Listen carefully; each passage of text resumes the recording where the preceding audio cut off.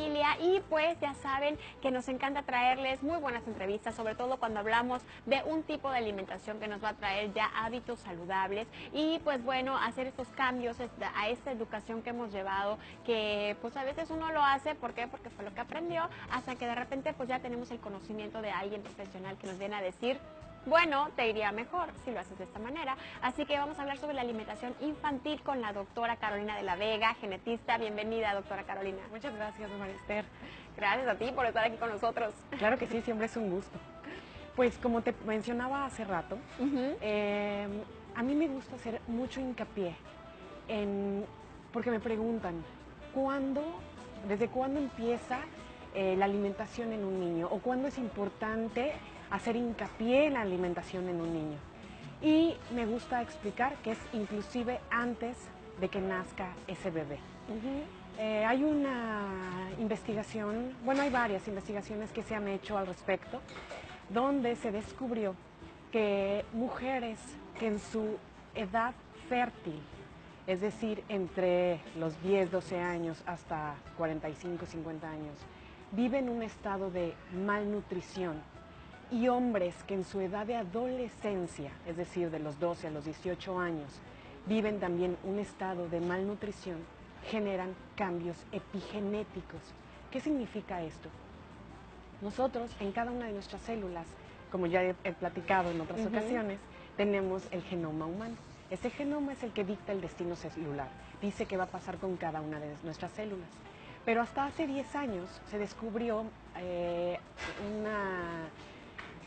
un área de la ciencia que se le llamó epigenética. ¿Qué es esto?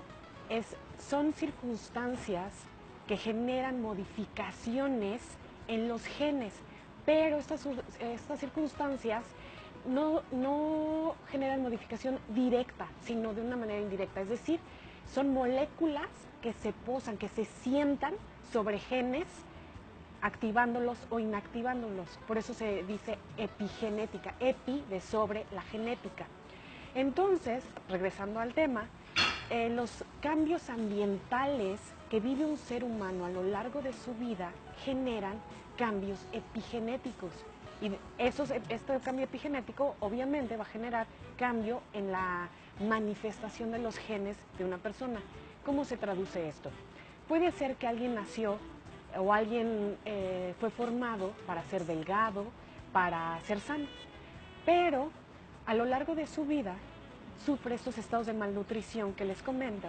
Entonces, ¿qué pasa? Esa mujer que en su edad fértil o ese hombre que en su edad de adolescencia vivieron estados de malnutrición, tienen cambios epigenéticos en sus células y lo van a heredar por 3 o 4 generaciones. ¿Qué es lo que pasa? Cuando esta mujer, este hombre tengan hijos, sus bebés van a tener ese cambio epigenético heredado en sus células. En el caso de la nutrición, ¿qué es lo que pasa? Esa mujer que vivió estados de malnutrición, ya sea en el embarazo o fuera de él, en esta época, su bebé va a nacer con predisposición a la obesidad y muy probablemente a la diabetes en edades tempranas. Son bebés que nacen pequeños o medianitos al nacer y cuando crecen son adultos jóvenes obesos y muy probablemente adultos diabéticos jóvenes también. Entonces, a esto se le llama programación fetal, es decir, esas celulitas fetales se les programó desde un inicio a que fueran ávidas de nutrientes porque no se les dio el suficiente alimento durante el embarazo y al nacer van a estar ávidas de lo que sea para guardarlo y formar reserva, es decir, grasa. Entonces, pero ¿qué es lo que sucede? Hay algo que se llama mismatch, es decir, diferencia. Durante el embarazo es probable que no haya habido suficiente aporte nutricional.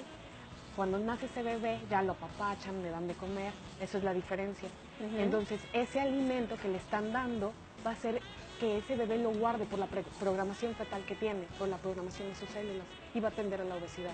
Cuando me preguntan desde qué edad se debe cuidar la alimentación en un niño, desde generaciones antes. ¿Sí? ¿Por qué? A veces obviamente no se puede. Si alguien Claro. viene, nosotros que estamos vivos en esta época, seguramente nuestras abuelas, nuestras bisabuelas vivieron la revolución, vivieron migraciones, la Segunda Guerra Mundial, vivieron situaciones de malnutrición, no a propósito. Entonces, esto que genera en personas actuales, en las generaciones actuales, genera cambios epigenéticos que conducen, además de los cambios ambientales que cada quien nos generamos, se suman para condicionar un aumento en la obesidad. Este mismo cambio que les platico del estado de malnutrición se genera en mujeres que fuman durante el embarazo. Al fumar, el cigarro produce vasoconstricción de las arterias. ¿Qué es esto? El calibre de las arterias, el grosor que lleva la sangre y los nutrientes a todo el cuerpo, disminuye a más de la mitad. Por cada fumada, cada aspirada, no sé cómo se le dice, del cigarro, se produce vasoconstricción generalizada durante media hora. Un cigarro te lo consume alguien en 10, creo que 10, más o menos 10 fumadas. Son 5 horas por cigarro de que al cuerpo humano le llega la mitad de sangre y la mitad de nutrientes. Y si está embarazada, pues mucho menos. Entonces se produce el mismo efecto. Ese bebé está programándose celularmente a estar ávido sus células para cachar lo que sea, porque está recibiendo poquito. Entonces, cuando nazca, ese bebé va a ser pequeño y de adulto seguramente el 90% de esos bebés van a ser obesos y diabéticos temprano. Ahora, por eso hay que cuidar la alimentación de las mujeres, de la mujer embarazada, pero inclusive desde antes. Es muy importante para las generaciones subsecuentes cuidar la alimentación, no nada más para la persona misma, sino para su descendencia. Posteriormente, cuando un bebé ya nace, es muy importante la lactancia materna. La leche materna contiene nutrientes que ningún otro alimento pueden proporcionar. La leche materna proporciona todas las necesidades nutricionales de un bebé, además de conferirle inmunidad contra enfermedades, contra virus, contra bacterias. Por eso es tan importante y se le está haciendo tanto hincapié a la lactancia materna. Además tiene un factor emocional muy hermoso, establece un lazo muy estrecho con el bebé.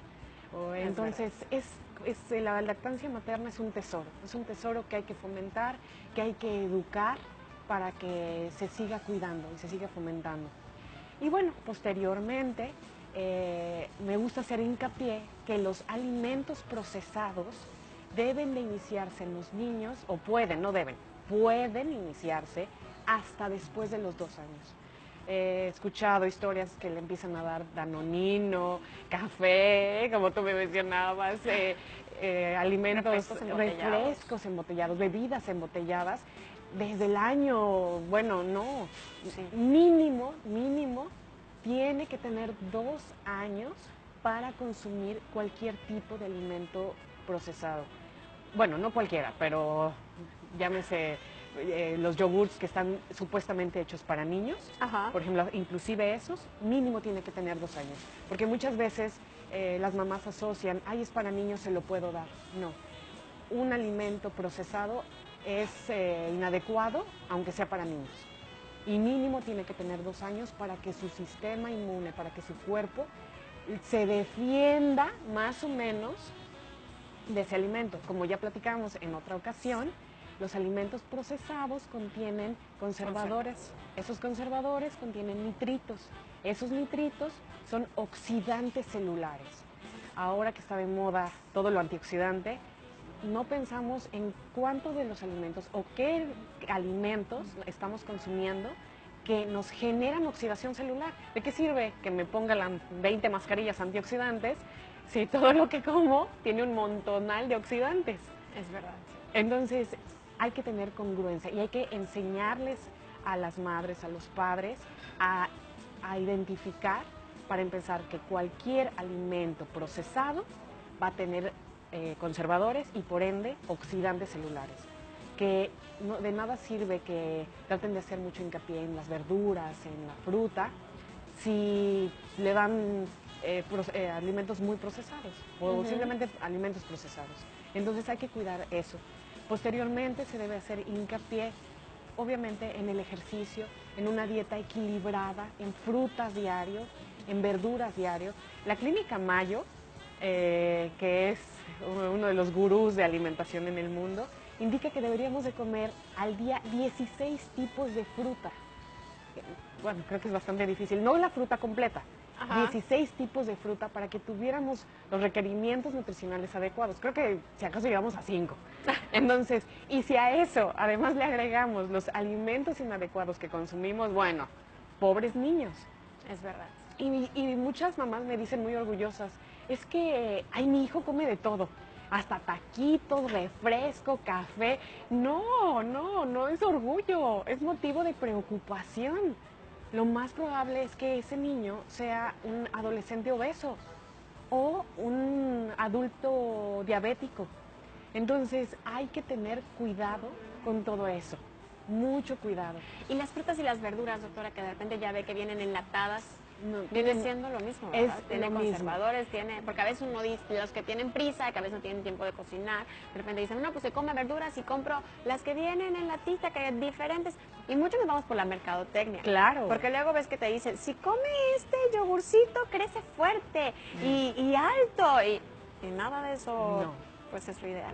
Así es, hay que tener mucho cuidado en tratar de darle lo más natural, los alimentos lo más natural posible a los niños, sobre todo a los niños, todos deberíamos de hacerlo. Claro. ¿Sí? Yo a mis pacientes les recomiendo siempre todo lo más natural. Entre más rápido se eche a perder un alimento, es más natural. Así es. Las manzanas que ves en el súper que te duran 3 meses intactas, así como de Blancanieves, no, tienen seguramente muchos químicos. Entre más rápido se eche a perder, es decir, menos caducidad tenga, es más natural, es más fresco, menos conservadores tiene y menos químicos y chunches tiene. Claro, y si tienen espacio en su casa, un terrenito, el patio, pongan ahí aunque sea un Una arbolito de hortaliza. limón, Claro, un claro. arbolito de limón, de lo básico, ¿no? Que el Claro. mínimo, aunque sea lo básico, lo pudiéramos tener así, ¡plup! Directo del arbolito sería lo ideal. Claro, una plantita de chiles, de tomate, que no quita tanto espacio. De hecho, hay varios cursos, yo he visto en internet, sobre hortalizas caseras. Exacto, sí, En también. pequeños espacios. Yo creo que valdría la pena Sí. revisar. Inclusive hay videos en YouTube donde también se ve todo esto. Sí. Y bueno, es tratar de regresar a lo más natural, tratar de regresar a lo orgánico, a lo más simple. Más que Claro. nada a lo simple, a lo sencillo. Y sí se puede, no hay pretexto. Sí Claro que podemos sí. y nada más es, le echemos un poquito de ganas y van a ver que aunque sea, empecemos con poquito a poquito, vamos a llegar a que todo sea orgánico o que todo sea saludable. Muchísimas gracias, doctora, No, al como contrario. siempre, de estar aquí con nosotros y traernos Es un muchos gusto. temas saludables. Nos vemos de todas maneras la próxima semana. Claro que sí. Gracias. Pero bueno, nosotros seguimos aquí en Calle 60, lo que nos queda ratito de programa y volvemos con una pausa.